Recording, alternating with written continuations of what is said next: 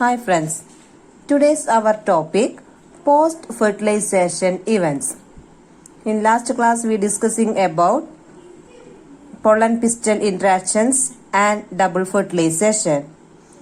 After the fertilization what happened? That we study in this topic post-fertilization event. In the first event is the endosperm development.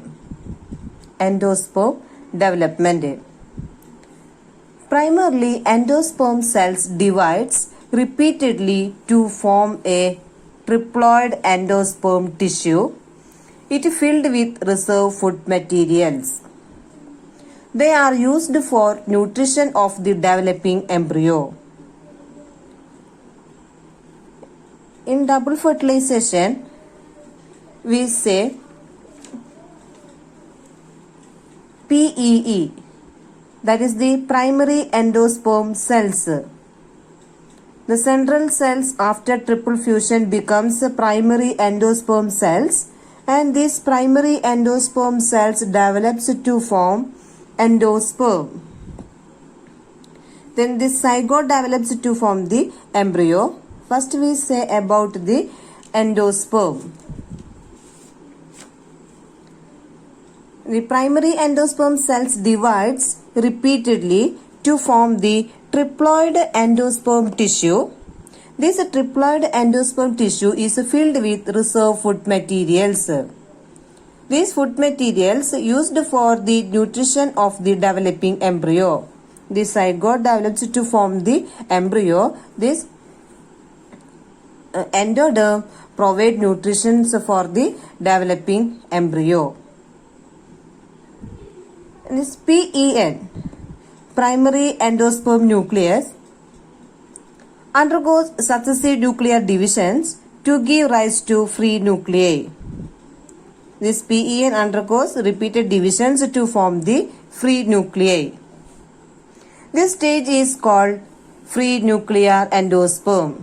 This formation of free nuclei is called free nuclear endosperm. Number of free nuclei varies greatly. Endosperm becomes cellular due to cell wall formation. If we take one example, coconut. In coconut we see coconut water and a white kernel. What is this? The coconut water is the free nuclear endosperm and the white kernel is the cellular endosperm. Endosperm may be consumed completely during embryo developed, or it may be consumed during germination of seed. In some cases, this endosperm consumed completely during the embryo development, or it may be consumed in its germination of seed, during germination of seed. Okay, this is about the endosperm development. What is the function of this endosperm? Endosperm provides nutrition of the developing embryo. Okay. Next event is the embryo development. First I say how embryo develop. Embryo develops from the zygote. Embryo develops at the micropylar end of the embryo sac. In previous class we studied the structure of embryo sac. In the embryo sac we know micropylar end contain the egg cell. The male gamete fuse with the egg cell to form the zygote. The early stage of the embryo development is called embryogeny. The early stage of embryo development is called embryogeny. The zygote divide after the formation of the some endosperms. It provides nutrition to the developing embryo. Then in embryo development, some changes are present here. Embryo is developed from the zygote. This shows the zygote. This zygote undergoes division to form the two-cell stage. This is called pre-embryo. This stage is called pre-embryo. Then it again divides to form a globular structure. This globular structure, this stage is called globular embryo. Again, this globular structure undergoes divisions to form a heart-shaped structure. Look here, a heart-shaped structure. This stage is called heart-shaped embryo. Again, it divides and to form some changes to form the cotyledons. These two are the cotyledons. This region is the plumule. Then this region is the radicle. In this stage is called the mature embryo. And these all events, this is different stages of embryonic development. These stages of development is same in dicot and monocot embryo. After the maturation, it has some difference. And first stages are same in case of monocot and dicot embryo. In the mature stage, it is differentiate. Then we are discussing about the dicot embryo. First, I explain the features of the dicot embryo. After that, discussing the monocot embryo. And this is the dicot embryo. This shows the monocot embryo.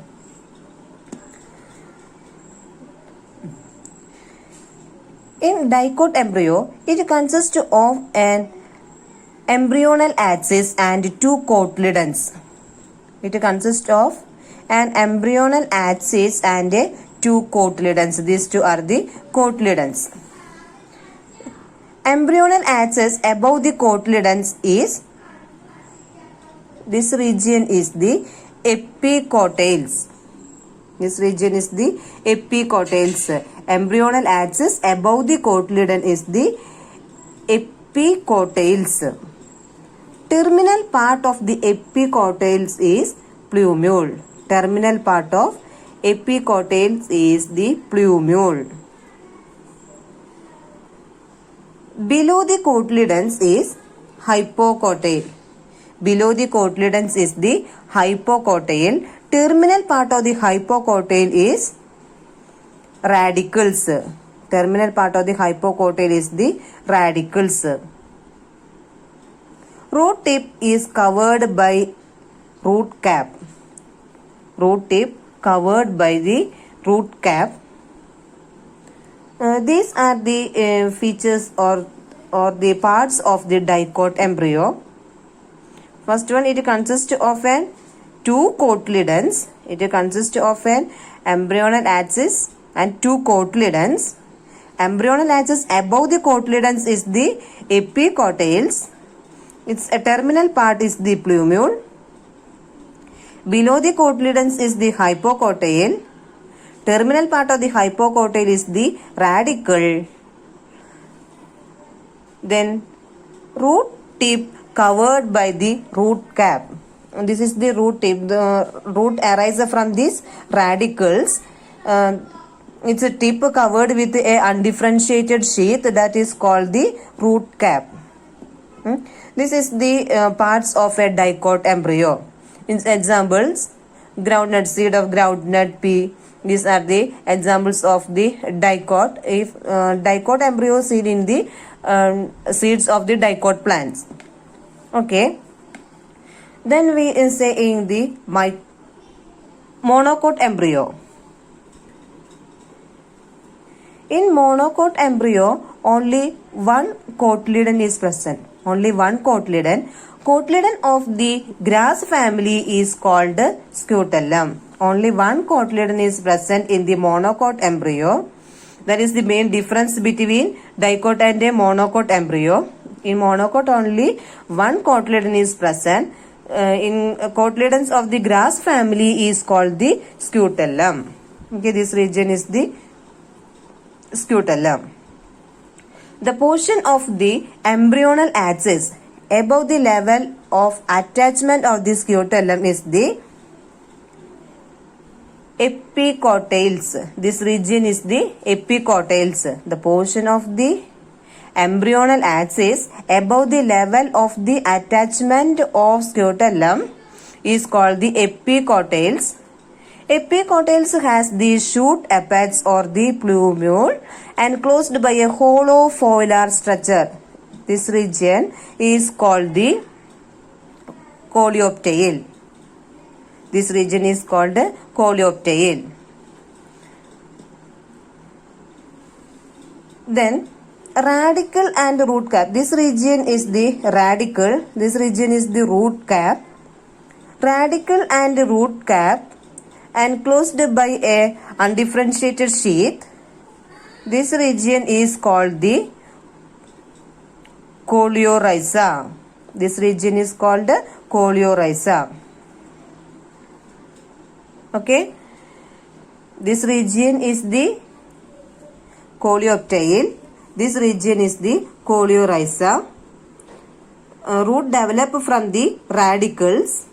These radicles and root present in the coleorhiza region. Then plumule or the shoot system that present in this region. This region is called coleoptile. Okay.